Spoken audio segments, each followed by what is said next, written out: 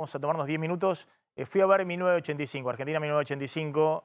Me gustó la película, me gustó más también toda la gente a sala llena, digamos, muy respetuosa, aplaudiendo al final y demás.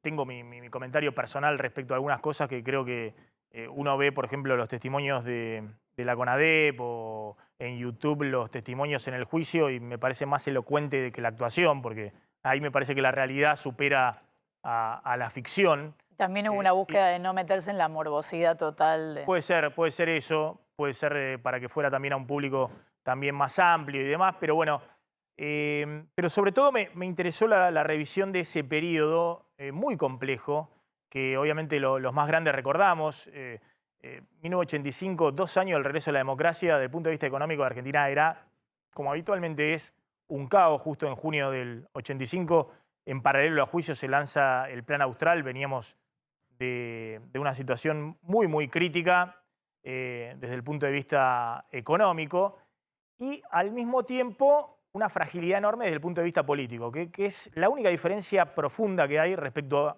a la actualidad. Hoy los políticos pueden decir cualquier cosa, como dicen, pueden pelearse entre ellos, pueden decir las cosas y plantear las cosas más absurdas que escuchamos todos los días, pero no está en riesgo el sistema, la democracia. No hay un factor, más allá de que además algunos denuncian que hay golpe de Estado, que destituyente, que esto, que lo otro, pero no. Todo el mundo a izquierda y a derecha está totalmente convencido en la Argentina de que la democracia es el sistema, ¿no? Bueno, en aquel entonces había un riesgo enorme, que era que los militares no estaban en el geriátrico o en la tumba, estaban en los cuarteles. Y el poder político era un poder político muy frágil, no por la debilidad que tiene hoy Alberto Fernández con la economía o sus propios errores o sus peleas con la vicepresidenta. Hasta puede darse el lujo de pelearse públicamente con una vicepresidenta como fue este año, generar una crisis cambiaria, inflacionaria, de no hablarse y demás, porque sabe que no está en riesgo el sistema democrático. Eso no ocurría en 1985. Si algo hay que reconocerle a Alfonsín fue ese contexto, esa valentía en ese momento donde estaba la democracia asediada, ¿no? Apenas 2 años del regreso de la democracia. Está Federico Storani. Federico, gracias por atendernos, muy amable. ¿Cómo están ustedes? Bueno, no sé si viste la película, ¿qué te pareció? Y me gustaría a una mirada habiendo sido un protagonista importante de ese gobierno de Alfonsín con el juicio a las juntas. No, la película no la he visto, pero obviamente he leído todo lo que se ha publicado sobre la película y la iré a ver en los próximos días. Sí, lo que puedo contar en primera persona es el contexto que realmente, conforme a lo que uno puede ver, tal vez no está en la película. La película no es un documental, hay que aclararlo, es una película de ficción como corresponde, conmueve, cala muy profundo, muy hondo y emociona e instala nuevamente un debate.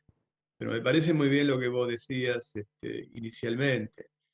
Alfonsín encabezó una transición de ruptura. Esto significa que no estaba pactada, que era como caminar en un campo minado. En cualquier momento estallaba y nos retrotraía. Y en plena campaña, lo que hizo fue plantearse la derogación de la mal llamada Ley de Pacificación Nacional, que en realidad era una autoamnistía. Eso abrió las condiciones políticas que se fueron creando, porque el adversario principal, que era Hito, el argentino Luder, planteaba que la autoamnistía no podía derogarse porque había producido efectos de cosa juzgada. Alfonsín, cuando gana, en su carácter de comandante en jefe constitucional de las Fuerzas Armadas, ordena el procesamiento de las juntas militares y también envía, y yo tuve el honor de ser uno de los votantes, el proyecto de ley para derogar la ley de autoamnistía y para crear una segunda instancia civil si los militares no se juzgaban a sí mismos como finalmente ocurrió.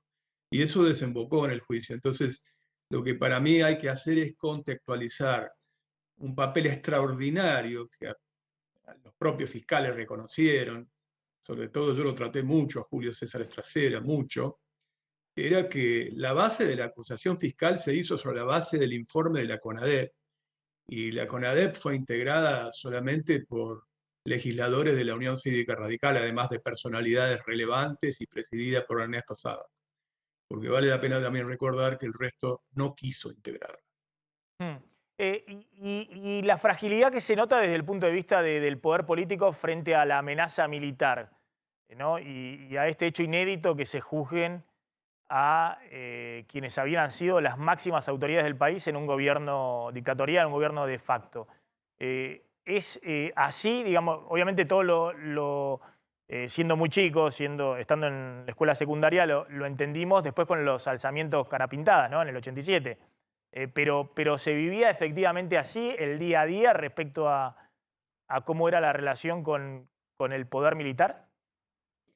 Claro que sí. Imagínate, vos lo has dicho bien. Al no ser una transición pactada, vamos a utilizar dos ejemplos internacionales muy entendibles. Uno fue la salida del franquismo en España, que fue acordada, fue pactada, y la otra pactada fue del otro lado de la cordillera, en Chile, cuando una vez que se produce el triunfo de la concertación y del no, se pacta un tránsito del autoritarismo a la democracia. En la Argentina no, porque fue precipitada fundamentalmente por la derrota militar en Malvinas. Eso tiene ventajas y desventajas. La supuesta ventaja era que no iba a haber condicionamiento, pero la desventaja era la imprevisibilidad. Por lo tanto, este factor que vos apuntás bien era eso, era que cada situación que vos abordabas, la más importante de todas, la más relevante, era el juzgamiento por la violación masiva de los derechos humanos que habían hecho las juntas militares y las Fuerzas Armadas argentinas, ponían en peligro la propia estabilidad democrática, como se probó, por ejemplo, con los levantamientos Carapintada.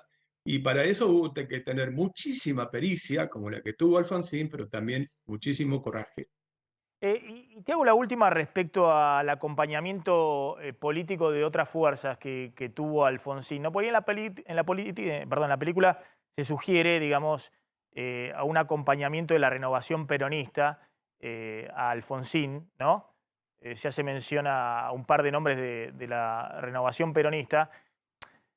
Se ha abierto toda de nuevo una grieta respecto a esto, ¿no? De cuál fue el rol también del peronismo en todo esto. Es cierto que la mayor cantidad de desaparecidos han sido también militantes del peronismo. También es cierto que en el gobierno de Perón y después María Estela Martínez de Perón, hubo un sector del peronismo que se levantó contra su propio gobierno y otro sector organizado desde el poder político para aniquilar o perseguir a otro sector del peronismo.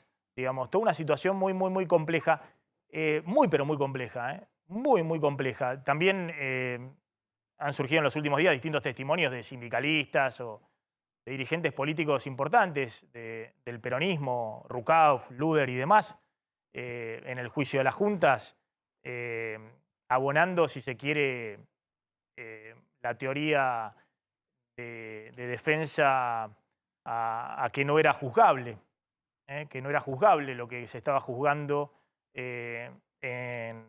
por la Cámara Federal, con testimonios, la verdad, muy impresionantes.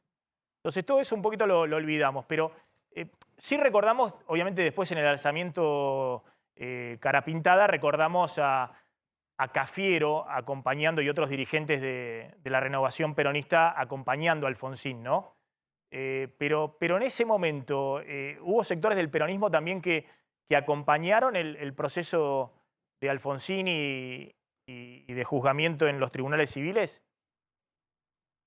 Bueno, yo voy a hacer una cuestión más amplia, porque obviamente hemos hablado muchas veces, yo soy un enemigo declarado y militante de la grieta, por lo tanto, yo creo que la recuperación democrática fue en definitiva un protagonismo del pueblo argentino.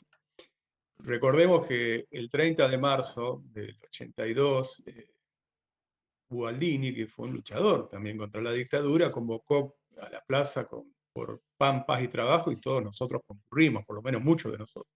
Pero 2 días después se tomaban las Malvinas y la plaza también estaba llena, digamos. Y el fracaso militar en Malvinas, que significó una enorme frustración, precipitó la salida democrática. Pero no es que en la Argentina no se haya querido condicionar. Hubo un acta de 19 puntos donde el punto número 1 era justamente la ley de pacificación nacional por la violación masiva de los derechos humanos.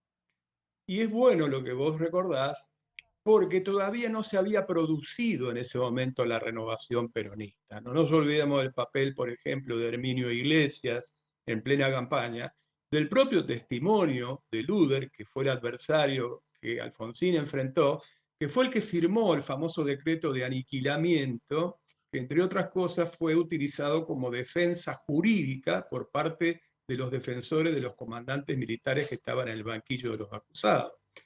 Y finalmente te digo que en lo personal, te puedo relatar en primera persona, Alfonsín, como yo militaba en la Asamblea Permanente por los Derechos Humanos, me encomendó invitar a otros bloques a que se sumaran a la CONADEP. Y lo hice. El presidente del bloque justicialista en ese momento era el sindicalista Diego Ibáñez, de los petroleros. Recordemos que la mayoría de la burocracia sindical había tenido una suerte de amnesia en el juicio. Eso está documentado, no es que se me ocurra a mí. Por lo tanto, se negaron a integrarla. La integraron solamente 3 diputados radicales, a quienes les hago un honor mencionándolos, les hago un homenaje, que era Horacio Huarte, de Punta Alta, provincia de Buenos Aires, Hugo Piusil, de Río Negro, y Santiago Chiche López, militante por los derechos humanos de Trelew, de Chubut. Fueron los únicos 3 del legislativo que lo integraron, porque aún también los organismos de derechos humanos, no sé qué alternativa planteaban, pero no quisieron integrar la CONADEP, salvo la Asamblea Permanente, que lo hizo con una figura muy relevante, como fue Graciela Fernández Mejía. Federico Storani, gracias, muy amable, Gracias. como siempre, muy interesante para ver la película, me parece, más allá bueno, de que uno le pueda parecer mejor, peor y demás, me parece que es interesante y se aborda, digamos, una faceta poco conocida, digamos, desde el punto de vista del cine, que era ese juicio en particular y la figura de Estracera, de Moreno Campo bueno, y toda la dinámica del gobierno de Alfonsín en los 2 primeros años de gestión. Que insisto, si algo uno plantea que no hay riesgo en la Argentina, es esa, la del quiebre institucional. Algunos dicen que el que terminó de liquidar como factor de poder en la Argentina a los militares después fue otro peronista, Carlos Saúl Menem, obviamente con el consenso de Washington y la desarticulación desde el punto de vista económico de toda la estructura militar. Pero, como sea, la verdad que es muy interesante el planteo de la película y cómo se ve esa fragilidad del gobierno de la democracia naciente.